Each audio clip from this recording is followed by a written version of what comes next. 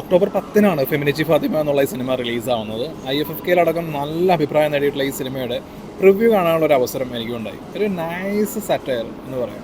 ഈ സിനിമയുടെ കഥാപശ്ചാത്തലം ഒരു മതത്തിലാണ്. അതുകൊണ്ട് തന്നെ വേണ്ടത്ര ശ്രദ്ധ കൊടുത്തില്ല എന്നുണ്ടെങ്കിൽ ബാക്ക് ഫയർ ഉണ്ടാവാനുള്ള ചാൻസ് ഉണ്ട്. പക്ഷേ സിനിമ കണ്ട് തിയേറ്റർ വിട്ട് ഇറങ്ങുമ്പോൾ ഒരു ചെറു പുഞ്ചിരി എല്ലാവരുടെ മുഖത്തും ഉണ്ടാവും. അതുപോലെ ആരെയും വേദനിപ്പിക്കാതെ ഒരു സിനിമ എടുക്കുക, അതും ഒരു കഴിവാണല്ലോ. അപ്പം അങ്ങനെ നോക്കുകയാണെന്നുണ്ടെങ്കിൽ ഈ സിനിമയിലുള്ള എല്ലാവരും, ഈ സിനിമയോട് സഹകരിച്ച എല്ലാവരും ഒരു വിജയികളാണെന്ന് തന്നെ പറയാം.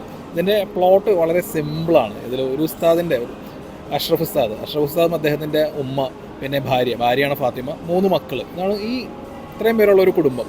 ഈ കുടുംബത്തിൽ ഒരു സുപ്രഭാതത്തിൽ എഴുന്നേൽക്കുമ്പോൾ മൂത്ത മകൻ ബെഡിൽ മൂത്രമൊഴിച്ചിട്ടുണ്ടാവും. അപ്പോൾ ബെഡിൽ മൂത്രമൊഴിച്ചുകൊണ്ട് തന്നെ ബാക്കിയുണ്ടാകുന്ന കുറേ രസകരമായിട്ടുള്ള കാര്യങ്ങൾ പരസ്പരം അങ്ങോട്ടും ഇങ്ങോട്ടും ഒക്കെ കണക്റ്റായി എങ്ങനെ നമ്മുടെ ഫാത്തിമ ഒരു ഫെമിനിച്ചിയായി മാറുന്നു എന്നുള്ളത് വളരെ രസകരമായി 1.25 മണിക്കൂറിൽ പറയുന്നിരിക്കുന്ന സിനിമയാണ് ഫെമിനിച്ചി ഫാത്തിമ. ഫാസിൽ മുഹമ്മദാണ് ഈ സിനിമ എഴുതി എഡിറ്റ് ചെയ്ത് സംവിധാനം ചെയ്തിരിക്കുന്നത്. ഈ സിനിമയുടെ തുടക്കം തന്നെ ഒരു അസുഖം വരുമ്പോൾ വെള്ളത്തിൽ ഫാത്തിഹയൊക്കെ ഓതി ഉസ്താദ് കൊടുക്കുന്ന ആ രംഗത്തിൽ നിന്നാണ് തുടങ്ങുന്നത് തന്നെ. അപ്പോൾ ഇസ്ലാം എന്നുള്ള മതത്തിൽ നിലനിൽക്കുന്ന അനാചാരങ്ങൾ, ആ അനാചാരങ്ങളെ പ്രോത്സാഹിപ്പിക്കുന്ന ആളുകൾ, അവരെയൊക്കെ വിമർശിച്ചുകൊണ്ടാണ് ആദ്യത്തെ സീനിൽ തന്നെ ഈ സിനിമ തുടങ്ങുന്നത്. അതെല്ലാം രസകരമായ നർമ്മത്തിൻ്റെ മേമ്പോടിയോടുകൂടിയാണ് കാണിച്ചിരിക്കുന്നത്. ഉസ്താദന്മാർ, തങ്ങന്മാർ തുടങ്ങിയ ഇസ്ലാം മതത്തിലുള്ള ഈ ഇത്തിൽക്കണ്ണികളൊക്കെ ഉണ്ടല്ലോ, ആ ഇത്തിൽക്കണ്ണികളെയൊക്കെ വളരെ സ്ട്രോങ് ആയിട്ട് തന്നെ സിനിമ വിമർശിക്കുന്നുണ്ട്. പക്ഷേ ആ വിമർശനം എന്ന് പറയുന്നത് ഹാസ്യത്തിലൂടെയാണെന്ന് മാത്രം.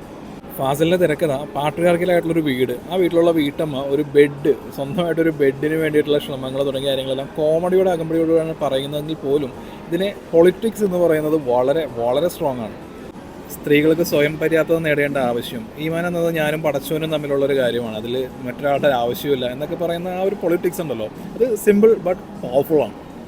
ഈ സിനിമയിലെ കോൺഫ്ലിക്റ്റ് എന്ന് പറയുന്നത് തികച്ചും ഓർഗാനിക്കായിട്ട് വരുന്നതാണ്. തൻ്റെ ചുറ്റുപാടുള്ള സ്ത്രീകൾ, അവരുടെ സാഹചര്യങ്ങൾ, ഇതെല്ലാം കണ്ടുവളരുന്ന ആ ഒരു ഫാത്തിമയിൽ വരുന്ന മാറ്റങ്ങളെല്ലാം വളരെ ഓർഗാനിക്കായിട്ട് പറഞ്ഞത് പോകുന്നത് തന്നെയാണ് ഈ സിനിമയുടെ ഒരു ബ്യൂട്ടി എന്ന് പറയുന്നത്. പിന്നെ സ്ക്രിപ്റ്റിൽ അനുഭവപ്പെട്ട ഒരു സിനിമാറ്റിക് ലിബർട്ടി എന്ന് പറയുന്നത് ഭാര്യയെ ഒരു കാരണവശാലും സഹായിക്കാത്ത ഭർത്താവാണ്. അങ്ങനെ ഒരു ഭർത്താവ് ഉണ്ടെങ്കിലാണ് കഥ മുൻപോട്ട് പോവുകയുള്ളൂ. പിന്നെ ഇങ്ങനെയുള്ള ആളുകൾ സമൂഹത്തിൽ ഉണ്ടാവും, അതുകൊണ്ടാണല്ലോ ഇങ്ങനെയുള്ള സിനിമകളും വരുന്നത്. അങ്ങനെ നോക്കുകയാണെന്നുണ്ടെങ്കിൽ ആ സിനിമാറ്റിക് ലിബർട്ടി ക്ഷമിക്കാവുന്നതേ ഉള്ളൂ. സിനിമയുടെ പ്രധാന കോൺഫ്ലിക്റ്റ് എന്താണോ അതിനുള്ളൊരു പരിഹാരം നൽകിയാണ് സിനിമ അവസാനിക്കുന്നത്. അല്ലാതെ സ്ത്രീ തീയാവാനോ ആ തീ ഒരു വിപ്ലവമാവാനോ തുടങ്ങിയ അനാവശ്യ കാര്യങ്ങളിലേക്ക് ഒന്നും പോകുന്നില്ല. അതുകൊണ്ട് തന്നെ ഈ സിനിമയ്ക്ക് ഒരു ആത്മാർത്ഥമായിട്ടുള്ളൊരു ശ്രമമുണ്ട്. ഈ സിനിമയുടെ പൊളിറ്റിക്സിന് ഒരു ഭംഗിയുണ്ട്, അത് സിനിമയിൽ വ്യക്തമാണ്.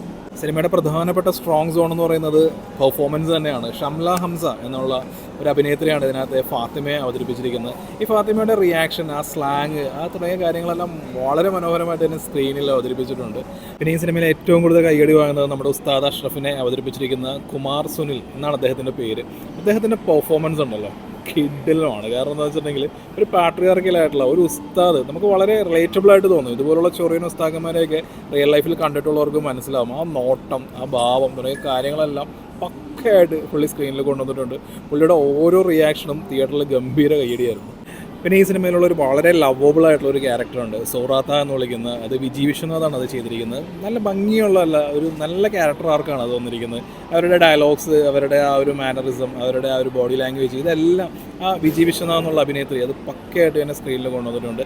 ഇങ്ങനെയുള്ള മെയിൻ ക്യാരക്ടേഴ്സ് മാത്രമല്ല, ഇതിനകത്ത് വരുന്ന ഈ സ്ക്രാപ്പ് എടുക്കാൻ വരുന്ന ഒരു തമിഴ്, പിന്നെ ബെഡ് വിൽക്കാൻ വരുന്ന ഒരാൾ, അങ്ങനെ ഇതിനകത്ത് വന്നു പോകുന്ന ചെറിയ ക്യാരക്ടേഴ്സ് ഉണ്ട്. അവർ വരെ ഈ സിനിമയിൽ അടിപൊളിയാണ്. എല്ലാവർക്കും അവരുടേതായിട്ടുള്ളൊരു ഐഡൻറ്റിറ്റി ഉണ്ട്. ഞാൻ നേരത്തെ പറഞ്ഞല്ലോ, ഈ സിനിമയ്ക്ക് ഒരു ആത്മാർത്ഥമായിട്ടുള്ളൊരു സമീപനം ഉണ്ടെന്ന്. അത് നമുക്ക് ഓരോ സീനിലും, ഓരോ കഥാപാത്രങ്ങളിലും, ഓരോ ഡയലോഗുകളിലും അതിലെല്ലാം വ്യക്തമാണ്. പിന്നെ സിനിമയുടെ ടെക്നിക്കൽ ആസ്പെക്ട്സ് പറയുകയാണെന്നുണ്ടെങ്കിൽ പ്രിൻസ് ഫ്രാൻസിസ് ആണ് ഇതിൻ്റെ ക്യാമറ കൈകാര്യം ചെയ്തിരിക്കുന്നത്. ഈ സിനിമയുടെ മൂഡിനകത്തുള്ള ആ ഒരു വർക്കായിരുന്നു. അതിൻ്റെ കളർ ഗ്രേഡിങ് തുടങ്ങിയ കാര്യങ്ങളെല്ലാം കൊള്ളാം. പിന്നെ ഈ ഫാത്തിമയുടെ മാനസിക സംഘർഷങ്ങൾ BGM-ലൂടെ നമ്മളിലേക്ക് എത്തിച്ചിരിക്കുന്നത് ഷിയാദ് കബീറിൻ്റെ വർക്കാണ്. സിമ്പിൾ ആൻഡ് ബ്യൂട്ടിഫുൾ, സൂപ്പറായിരുന്നു.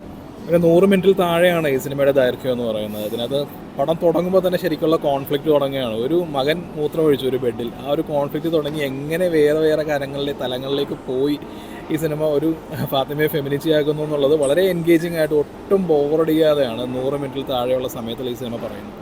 അങ്ങനെ മൊത്തത്തിൽ നല്ലൊരു കൊച്ചു സിനിമ. പറയാൻ വന്ന കാര്യങ്ങൾ നല്ല വെടിപ്പായിട്ട് തന്നെ പറഞ്ഞിട്ടുണ്ട്. ഓവറായിട്ട് എവിടെയും പോയിട്ടില്ല. കൃത്യമായിട്ടുള്ള മീറ്റർ, കൃത്യമായിട്ടുള്ള പൊളിറ്റിക്സ്, ഒരുപാട് ലവബിളായിട്ടുള്ള കുറേ ക്യാരക്ടേഴ്സ്, ഒരുപാട് ചിരിക്കാനുള്ള കുറേ മൊമെൻറ്റ്സ്, ഇങ്ങനെയൊക്കെ വരുന്ന ഒരു കൊച്ചു സിനിമ. വേഫറാണ് ഈ സിനിമ ഡിസ്ട്രിബ്യൂട്ട് ചെയ്യുന്നത്. അതുകൊണ്ട് തന്നെ നാളെ മുതൽ ഒക്ടോബർ 10 നാളെ മുതലാണ് ഈ സിനിമ തിയേറ്ററുകളിലേക്ക് വരുന്നത്.